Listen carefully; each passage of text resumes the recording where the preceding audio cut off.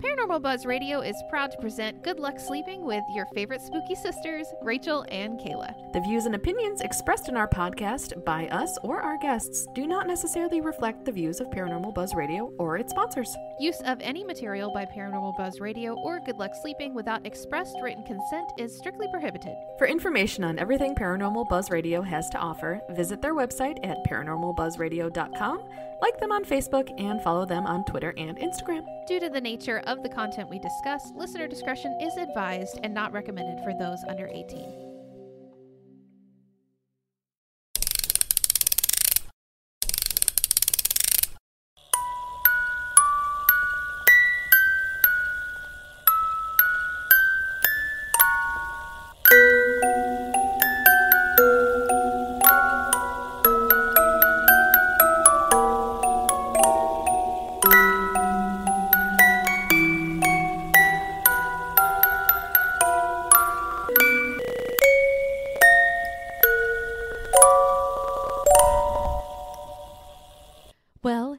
Spooky soulmates. We just had an interesting evening.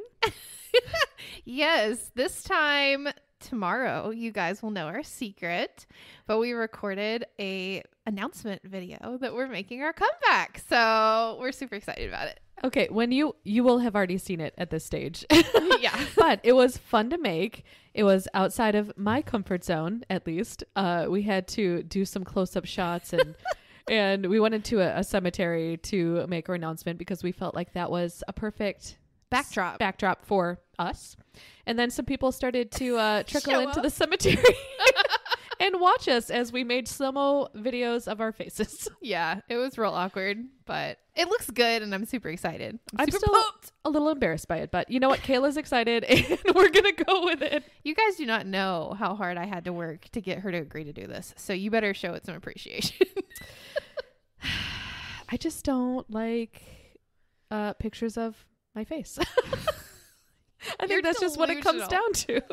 I'm just going to call it now. She has body dysmorphia. Yeah, well, maybe. I think she thinks that she looks like a pirate with like a scar across her face or something. I think I scare small children. That's that's how I don't. feel. Yeah. Anyway.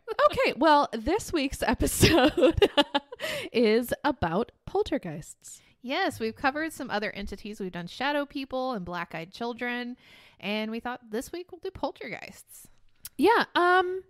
So I'm interested to hear your take on it because we did this a little differently. I think normally we both bring a subject. Right. And this time Kayla did the background on poltergeists and kind of just some, what did you do, like history? Just facts and history. Yeah, okay.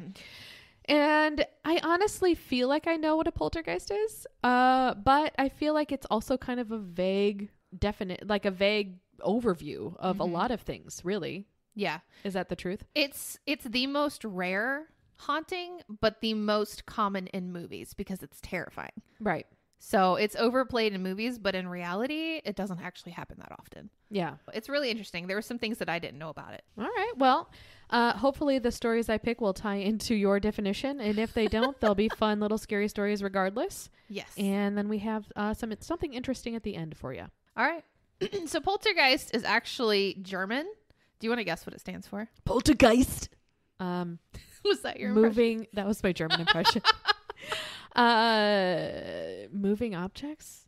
Phantom moving objects? Nope. Noisy ghost. Oh, okay. Yeah. So somehow that translates to noisy ghost. And like I said, it's the most rare paranormal phenomenon, but the most common in movies because it's like so terrifying. The phenomenon dates all the way back to the 1st century. So this shit's been around a long time. Mm-hmm, mm-hmm. There are about 25 famous cases of poltergeists. Poltergeists are said to haunt people rather than locations, which I thought was interesting because you would think that it would come, like most things haunt the land or the house or whatever, but they actually attach to people. Mm-hmm. And I'll talk about why that is in a second. They are capable of throwing objects, levitating objects, punching, biting, even hitting people. And they are more mischievous than like ghosts or, demons just want to straight up hurt you. Right. But they're just kind of like making things inconvenient in the beginning and then they escalate to like dangerous. Okay. If you're a Harry Potter fan, think Peeves. He was the poltergeist in that movie. So a lot like him, except I don't think he got dangerous, but they do get dangerous. I can't breathe. Hold on. Okay. Too excited. So the top 7 types of poltergeist activity. Number 1 is disappearing objects, moving objects. So maybe you put your car keys down, they're not there anymore. Could be a poltergeist. Objects levitating or being thrown. Scents and odors that shouldn't be there. So like say you're just standing there and you smell some perfume. Okay. And you're like, what the fuck? That's not my perfume. Electrical interference. So flickering lights, the TV turning on and off by itself. That real spooky stuff. Mm-hmm. Power from nowhere. So maybe your kid's toy doesn't have batteries in it and it just starts up. Okay. Which is super creepy. Which happens to our friend a lot, unfortunately. Really? Well, I mean, she posts about it a lot. Are we talking to Lisa? Yeah. Oh, yeah. Well, there's batteries in it. Oh, okay. But like the mobile, there was a mobile situation where she had a baby mobile and it would not turn on unless you physically push the button to make it go round. Mm-hmm. And it just turned on by itself. It was creepy. Yeah. So that kind of thing. Knocks, footsteps, and other random noises can be poltergeists. And then lastly, and probably most dangerous, is physical attacks. Scratches, bruises, and even slaps across the face have occurred. Activity starts with like really low key. So you might notice something missing or a picture falls off the wall. It's not a big deal. And then it kind of escalates. Okay. Until you stop it. So people typically would say that these things are hoaxes more than they are real. Even the most famous cases, people try to disprove, which I think that's a good practice, is to try to disprove it. But there's just some stuff that you can't disprove. Right. And at that point, I think you just need to like, okay, this exists, you know? Okay, so here's some of the things that they've tried to excuse it as. So they've tried to say it was groundwater movement, vibrating objects until they fell off. Okay. Okay. That would have to be a hefty groundwater Flash movement. floods. Yes. Like. Okay. Yeah. An underground river maybe below the house. Right. Seismic activity, which unless an earthquake itself is happening, I just don't see that occurring. Right. Because I've been in mild earthquakes and nothing fell off the walls. So, okay. So what exactly are poltergeists? I found this really did not sound right. You felt this really interesting? I felt it was in really your heart? interesting in my heart. Okay. This was really interesting to me. Poltergeists are not ghosts and they're not demons. They're actually just energy. See, this is where my definition in my head kind of came from. Like, it's people that have created this to happen. It's possible that it could be a person's negative energy that is like manifesting. Like mental energy is just kind of bursting outward. Yes. Like that's what I've heard described as a poltergeist before. Yeah. Or it could just be an angry, violent, non-corporeal entity. Whoa, what a word. Right? I've never heard that word. That word before. I've never heard that word before. Shoot. So whether it's from a human or paranormal, there's no way to prove it really. But what we do know is it's tied to humans that are in turmoil. Okay. So you'll notice like if somebody's going through like a really rough time or they have major anger issues, when they're not around, the activity's not going to be as bad. There may be some things here or there, but it significantly worsens when they show up. So if it's just human energy, it's considered spontaneous recurring psychokinesis. Wow. Which is a big word. And that's just basically we have these big emotions and we're able to project them outward. Okay. Which is terrifying. Yes. So they're attracted to people who are in turmoil and they most often go toward women. Surprise, surprise. Emotions. Yeah. It's not limited to teenage girls, but that is the most common age. The range for activity is from 8-year-olds to 78-year-olds. And it seems that, like I said, the activity is worse when the human anchor is present, and it may lighten if they aren't around, but you still may get like hit by it or whatever. And then if you want to get rid of it, I thought this was interesting. You can put the human into therapy. Yeah. And that will clear it up. And it'll basically just disappear as quickly as it came once they start getting those emotions under control, which makes sense. Right. Activity for a poltergeist usually lasts about 2 to 5 months, which I guess is kind of the range of how long a person would stay in that state. State. Tumultuous. Yeah. But it can last as long as a couple of years. So some of the most well-known poltergeist cases, and you guys may have heard of these, the Enfield House, which I'm going to talk about, the Amityville Horror, and the Bell Witch. I think we've talked about the Bell Witch before, but I'm going to touch on it again because I did not look at that story before as a poltergeist. No. I saw there was like a mini series about the Bell Witch and the family that was affected, like the curse of the Bell Witch. Mm-hmm. That was a super interesting miniseries. But anyway, I can't tell you where to find it or what what network it was on, but if you can somehow find it, it was great. Okay, go ahead. So the Infield House, the second Conjuring movie, was actually based off of this one. So it was a poltergeist that was claimed to affect two girls ages 11 and 14 named Janet and Margaret. They claimed that furniture moved, Janet would be possessed by a deep voice, there were knocks on the walls, and the girls even levitated. Over 18 months, more than 30 people saw poltergeist activity, and many of the claims were actually considered false because there were like paranormal people that came in and they had camcorders going, and one of the camcorders caught Janet bending spoons and trying to bend an iron bar. Oh. Now, I have a rebuttal. What if she was possessed and this bitch is just sitting over there like, you know, like, how do they know? True. They thought it was, oh, well, it's a hoax now, you know, because she's sitting here bending spoons. But what if it was just demonic energy? Right. You know? I mean, that's the trick with all of this. You never really know. Exactly. You don't have solid answers ever. Well, and I know that people are less likely to believe it's paranormal in the first place. Right. But we've had experiences enough to know, like, that shit's real. So... Okay, so bending spoons, bending an iron bar. They also caught Janet, the one with the deep voice, again, banging a broom handle on the ceiling and hiding a tape recorder. Okay. So that looks a little iffy. Yes. The occurrences, because of these things, were then explained away. It was believed that Janet was throwing her voice like a ventriloquist to create the demonic voice. And the photos of her levitating looked as though she had just bounced from the bed. So they were like, oh, she was just jumping on the bed. Makes She's like, sense. catch me midair. Come on, take a picture midair. I'm going to see if I can find photos of that to put them in the Facebook group. But okay, so then the Amityville house. So that was the home of a horrific 8-person murder by, I think his name was Robert Defoe, something like that. And paranormal activity has happened there ever since. I mean, obviously. I think somebody lives there now currently. Yeah. They just kept like changing the address. I mean, like, they'll forget it. Okay, so a month after the murders, the Lutz family moved in. Who moves into a murder house? 30 days. I mean, it was probably a great price. And it was for $80,000. They wanted to get it off the market. They were ready to get rid of it. They should have waited. So the day they moved, the couple actually had a priest bless the house just to be safe. But the holy man actually felt an unseen hand slap him across the face, and they heard a voice saying, "Get out." Soon after, they began noticing odd things around the house, obviously. Doors were being ripped from hinges, so not just slamming them. No, they're just ripped straight off. Cabinets were slamming shut. There was slime oozing from the ceilings. There were odors that would come from nowhere. There were sounds, just like disembodied sounds. The front door would slam shut in the middle of the night. There was somebody who said they couldn't get warm in the house for many days. So a lot of cold spots. He claimed that this is George, the dad. He claimed he would mysteriously wake up at 3:15 nearly every day, which was the same time that Defoe did the murders. Which? DeFeo. I'm sorry. I mispronounced his name. DeFeo. Well, he's a murderer. He doesn't get it. Yeah. Okay. I mean, we don't need to apologize. So yeah, 3:15, but that's also the witching hour. Right. At times, his wife was physically transformed. This is your biggest nightmare. Physically transformed into an old woman. That is straight up my biggest nightmare. We were filming the video and she's like, can you see my wrinkles? Shut up, Kayla. Don't expose me.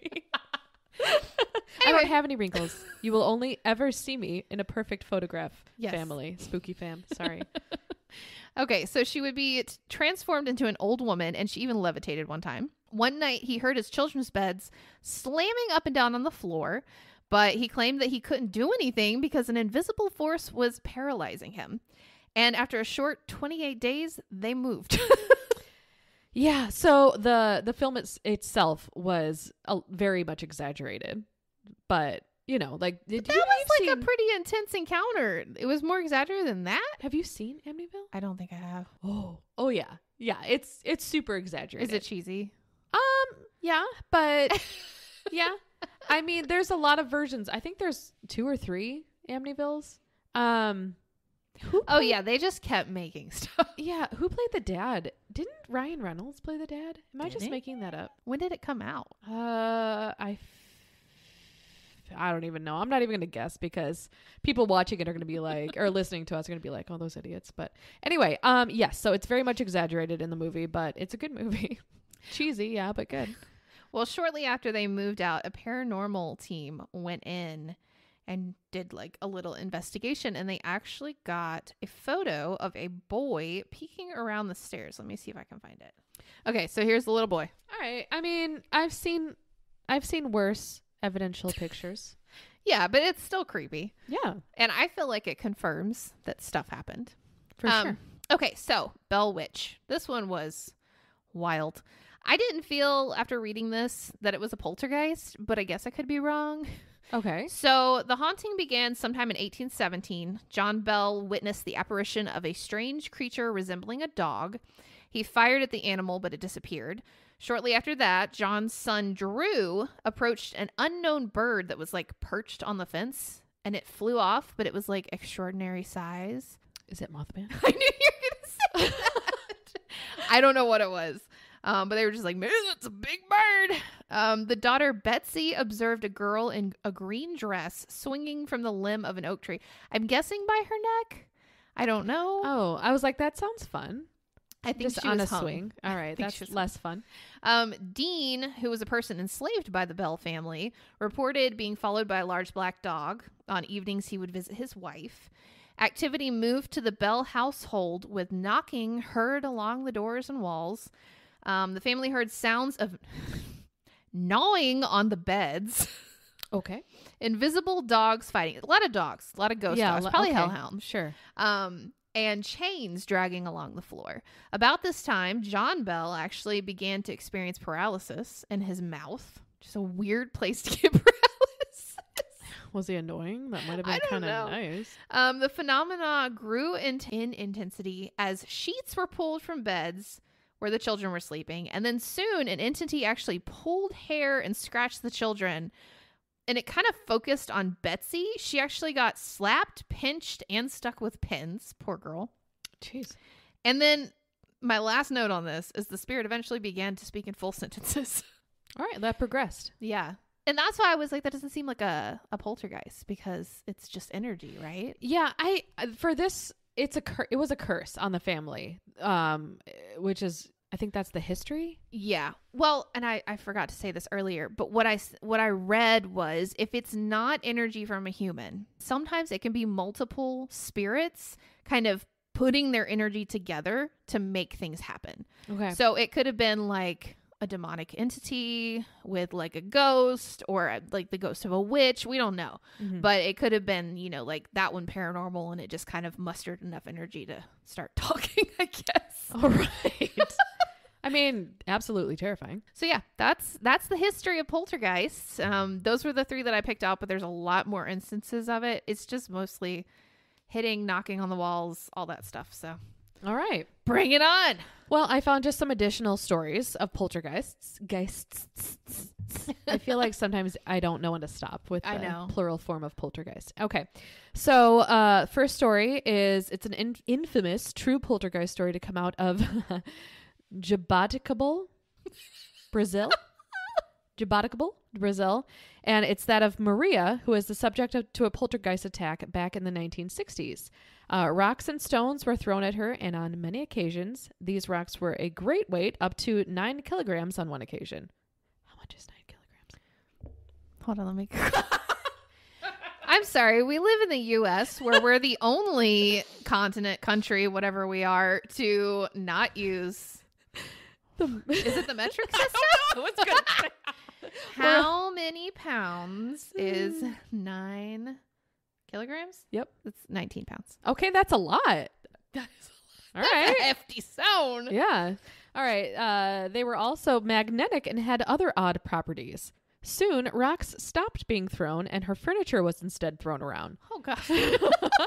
Maria was also attacked, and viciously so, slapped, bitten, beaten, and more. And she even had needles inserted into her skin by an unseen entity. What is it with skins? They were embedded so deep within the skin that they had to be removed by a doctor. The poltergeist tried to suffocate her in her sleep, and her clothing even caught fire. Eventually, after Maria went to see a medium, it was found that she was a subject to these attacks because of her actions in a previous life. It was thought that Maria had been a witch, but a bad witch, and that she was being attacked by a spirit that she'd tormented in her previous life. There you go, guys. If you're going to be witchy, be a light witch. Yeah. Maria sadly committed suicide at age 16 to put an end to the activity. Oh my gosh. Mm. I wonder if she just came right back. I know. Can you imagine? No. Like, I'm sick of this world. Kills yourself and then, welcome back to that same old place that you laughed about. Anyway. All right. This was from Reddit, of course. And this is called Potential Poltergeist, ? And it's from HeyDude98. I lived in Fort Riley with my wife for about 2 years. As many of you may know, Fort Riley has a reputation of being a very haunted base. I'm used to paranormal stuff, and I've had countless experiences since I was a little kid, but nothing as intense as what I experienced there. Me and my wife were brushing our teeth in the bathroom, and in the corner of our bedroom, seemingly out of instinct, we both looked over at the same time to see a dark cloud hovering above our bed. We dismissed the encounter at first, but shortly after that, some of the weirdest experiences we've ever had started to happen. It started off simple, like you said, like seeing shadows and hearing things. But one night, my wife had gone to bed, and I'd stayed up to finish packing for field. Oh, that's a military thing, I think. Packing for field. I started to hear my wife start bawling like she had just saw her family die type of bawling. I run into the room to see if she's okay, and she's just sitting there on her phone with earbuds in, completely fine. I told her about it, and she told me I was probably just tired and hearing things. I believed that until the exact same thing happened again, except I was in bed and she heard me bawling, only to find me in the room reading completely fine. It got worse after that. After the first few days, everything started to happen extremely often. Constant voices and shadows, and I could knock and ask whatever it was to knock back, and it would sometimes. One time I was ordering pizza, and I went and answered the door, and as I was paying, I glanced over clearly to see my wife walking into the kitchen.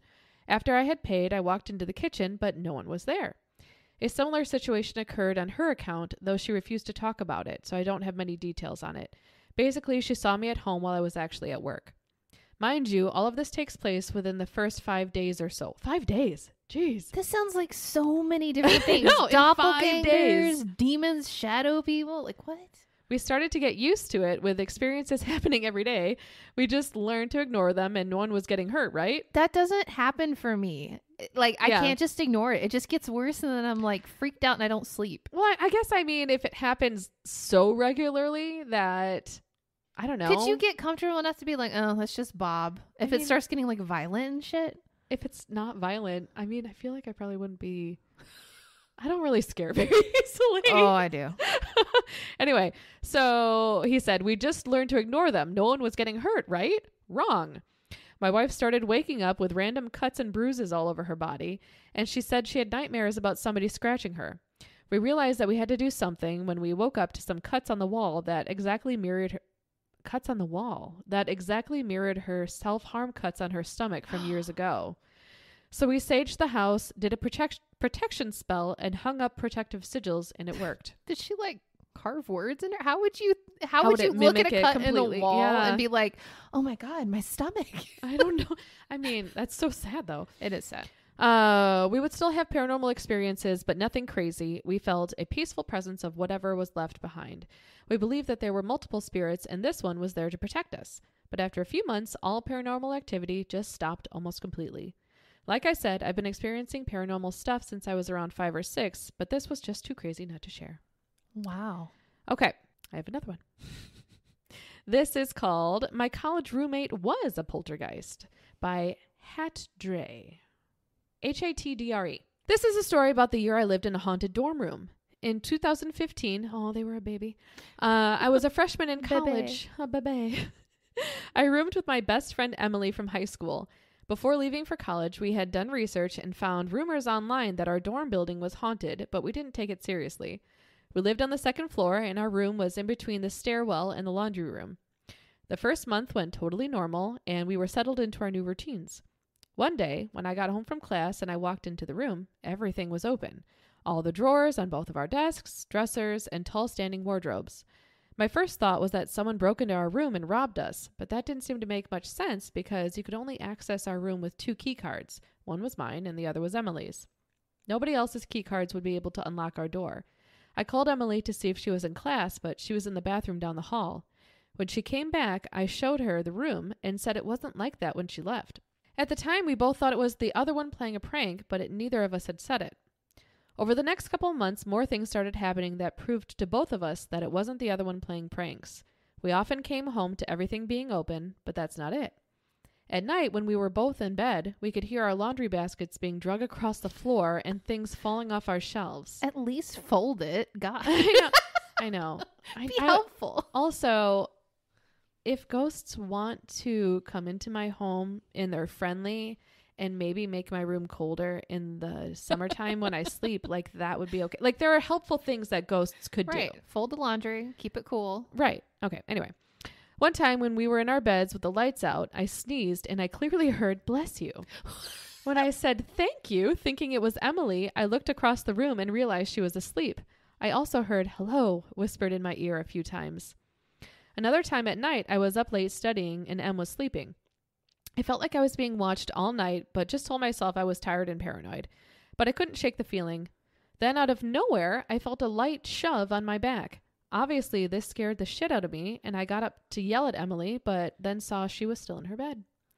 Once, when Emily was in the room by herself, she was on the phone with her dad talking about all the weird stuff that had been happening to us. And of course, right on cue, all at once, every single drawer flew open. After about a month of us being terrified, we got up the courage to talk to our RHD about everything. We started with something like, "So we had a weird question about our room, ... Then she stopped us and said, "Let me guess, stuff is moving around and you don't know why." Excuse me, what? She said that every year she gets reports from the people that live in that room with the same stories as ours. It has happened for years, she said. She told us that it was the ghost of a little girl named Sarah who was known to be mischievous and liked to mess around. To be honest, this part of the story, I'm not sure I buy 100%, but it made us feel a bit better to tell ourselves it was just a young girl. Anyway, after a couple months, things settled down and occurrences became less frequent. We eventually felt comfortable in our room, and if something happened, we would just tell ourselves it was Sarah messing around again and brush it off. Even though we were scared at times, we both agreed that nothing ever felt evil or sinister. It did indeed just seem like a mischievous spirit. But either way, we never taunted it or tried to talk to it. See, I think that sounds more like just like a ghost. Like, yeah, Poltergeist. Right. Because it's stuck to the room. It doesn't seem to have anything to do with the people. And it seemed like nice. Just wanting attention, maybe. Yeah, just wanting to be noticed. Mm-hmm. Isn't that all we want in life?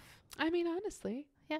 So, if something like that happened frequently, I think I could get used to that. Yeah. You know, if it felt malicious or if I felt like I was in danger or any of my family was in danger, there's no way I would be able to just live with just it. Look the other way. Okay. My last little tidbit comes from the terrifying true story that inspired the movie The Poltergeist. Do you want me to start over with that? Okay. My last little bit has to do with the actual movie itself. I'm going to end with some facts, but I'm going to start with, it was an article online that's titled The Terrifying True Story That Inspired Poltergeist by Lindsay Romaine.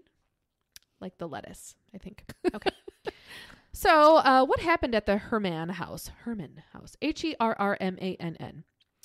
On the evening of February 3rd, 1958, a man named James Herman from Seaford, Long Island, New York, received a telephone call at work from his wife, Lucille.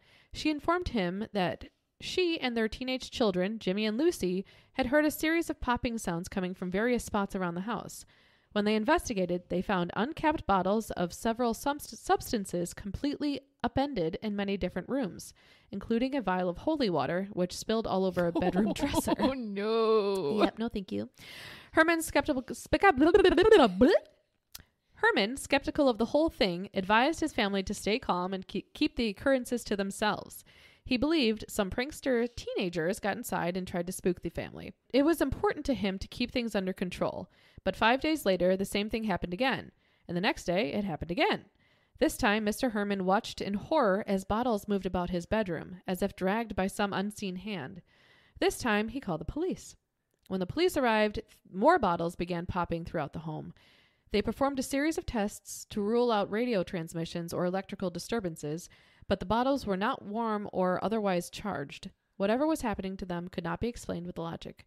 On February 17th, a priest came to the home to bless it. Anyway, so it sounds like the typical 1950s reaction of, we don't want to cause a scene, we don't want to embarrass the family, let's just throw this, brush it under the rug and pretend it's not happening. But the fact that he actually felt the need to call the police shows that it was spooky enough that it needed some attention, even if it was an embarrassment. What are the police gonna do? I mean, I don't think there were you could just call up a paranormal investigator. I know, then. But what's it gonna do? Handcuff it? I mean, it was playing with holy water. I don't think handcuffs is gonna work. My first reaction would probably be to call a priest, but did they you said they eventually called a priest, right? They eventually no. wait did I thought this was the last, or was it police? Oh yeah, on February 17th the priest came to the home to bless it. So that was their last stitch effort. Okay, last ditch. I'm pretty sure it's last stitch. It's last ditch. I'm gonna go ahead and Google that.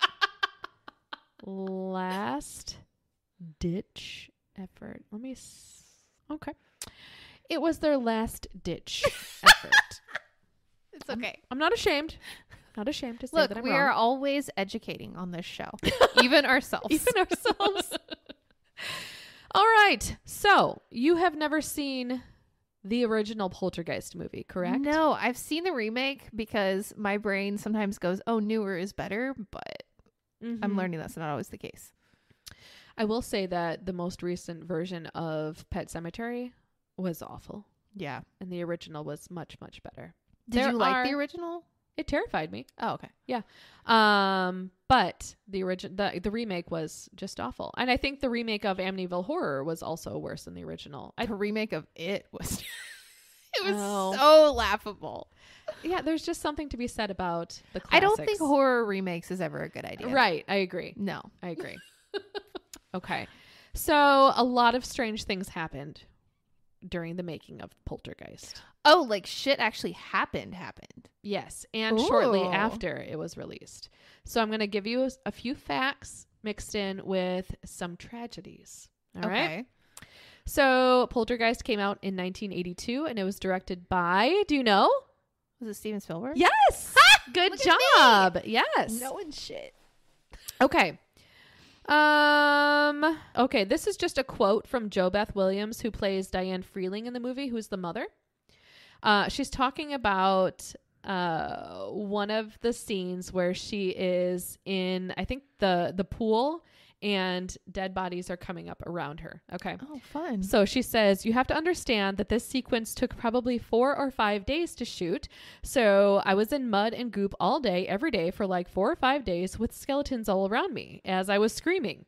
In my innocence and naivete, I assumed that those skeletons were not real skeletons. Okay, Moira. I assumed that they were prop skeletons made out of plastic or rubber. I found out, as did the whole crew, that they were using real skeletons because it was far too expensive to make fake skeletons out of rubber. So what, they just took cadaver butt? I don't know where they found them, but they used legit real skeletons. Oh, hell in this movie. Okay. Well, there's your anchor right there. Right?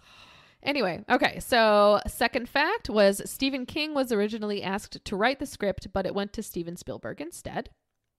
Drew Barrymore auditioned for the role of Carol Ann, who is the little blonde girl in the movie, the one that deals with all the poltergeist happenings. Yeah. But Spielberg thought she would be a better suited for E.T., which happened to come out 1 week after Poltergeist. So I think that was a smart career move for her.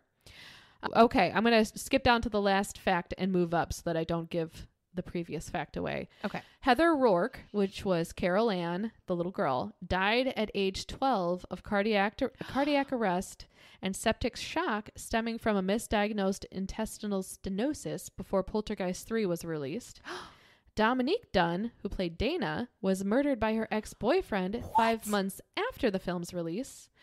Julian Beck, who played Kane in the sequel, died of cancer while shooting the film. He was aware of his condition when he signed up. And Will Sampson, who played Taylor in the sequel, died of kidney failure a year after that film's release. 4 deaths. Yep. All of these deaths have led to a rumor that the production was haunted or cursed on account of the prop master using the actual skeletons. I mean, I would start to wonder. Yes. And then finally, before Dunn and O'Rourke's deaths, there was another eerie incident which nearly claimed the life of one of the Freeling children off screen. Actor Oliver Robbins, who portrayed the middle Freeling child Robbie, was strangled by the very animatronic clown that tormented his character in the film. And if it weren't for an intervention of Steven Spielberg, he could have lost his life. Whoa. So props are now strangling the actors? That shit. Nope. There was something there. So welcome to the movie Poltergeist. Oh my gosh. Right? Yeah. So I was going to quiz you on these things, but we need to get you to actually watch the movie. We'll have to maybe have a viewing of some originals sometime soon. I can't believe they used actual bones. Like you don't cut corners like that. No, you don't. And nowadays you can get dollar store skeletons. I guess they just couldn't go to the dollar store back Did then. they grave dig? Like, I would think buying a human skeleton would be a little more expensive. Yeah, I mean, I'll do some research and maybe we can have a discussion in our Facebook group afterwards. Oh, we never said where you could find us. Well, we have a Facebook group, which is where we put like all of our evidence, pictures, that kind of stuff. We talk about a lot of these things. We do polls, picture polls. It's a lot of fun. So join us over there, the Good Luck Sleeping Podcast group. And then we are on Instagram. We're at Good Luck Sleeping Podcast. And then Twitter at GL Sleeping. And then we have a TikTok now.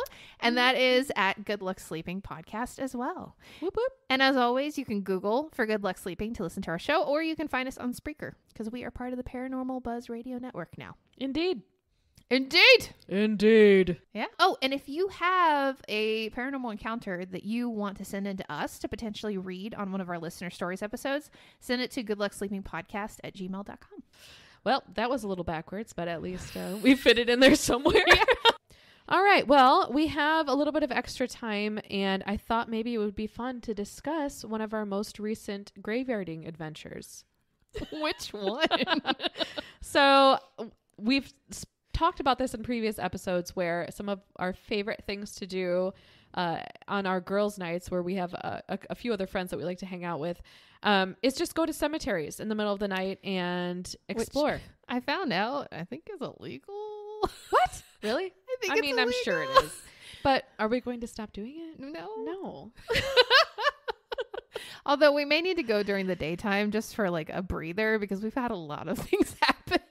So one thing that happened recently, and I still haven't decided if it was legit or not. I think I know which one you're talking about now. Okay, so we drove into a cemetery. We were too scared to get out at this one. Normally we get out and kind of like gallivant around a little bit and read the gravestones and all that. Anyway, so you were driving. I was driving that whole night. Yeah. Okay. And we made a loop around the cemetery, and there were a whole bunch of wind chimes in this one. Yeah, which we looked that up. I think wasn't it to keep spirits away? Yeah. Like negative energy, I think is what it was. You hang a wind chime over your family's grave to keep negative energy away. Mm-hmm. So anyway, we made a loop around towards the front of the cemetery. And this was a massive cemetery, by the way. Yes. And no other cars around, no lights, no like shining off of anything was happening. And I'm a skeptic. Like, I enjoy the paranormal. I enjoy getting freaked out and stuff, but usually things have an explanation in my eyes. I think sometimes they don't, but a lot of times I feel like you can usually find a scientific reason for something. Anyway, I don't normally get scared, and I was sitting in the back seat alone, and we make this loop around, and all of a sudden, and we were by a street light too. Right. So it was decently lit. Mm-hmm. It wasn't like, oh, this is super creepy area of the cemetery, because there were parts that were really dark. Right. So it wasn't like we were just like, oh, this is so creepy to begin with. We were just driving. I think I was looking at my phone. Like, I was just distracted because we were coming out to the end, and I thought, okay, now we're going to be heading out of the cemetery. Anyway, a ball of light comes. Well, hold on. Okay. First off, the girl that was with us, Elisa, she may be on the show at some point. She and I were looking at these 3 crosses that they had just on the right. It was supposed to look like the Calvary crosses, but there was something super creepy about them. I don't know what it was. She and I get feelings. We get vibes. And we were feeling it. We were like, okay, this is weird. And then all of a sudden, this big ball of light just shoots through Kayla's back left passenger window. Passenger or driver? I mean driver. Yeah, so it was the one behind me. The one behind you. Yeah, shoots into the car. And like I feel like it just like jumps right up to my face and then like dissipates. And I like scream. She goes, God bless America.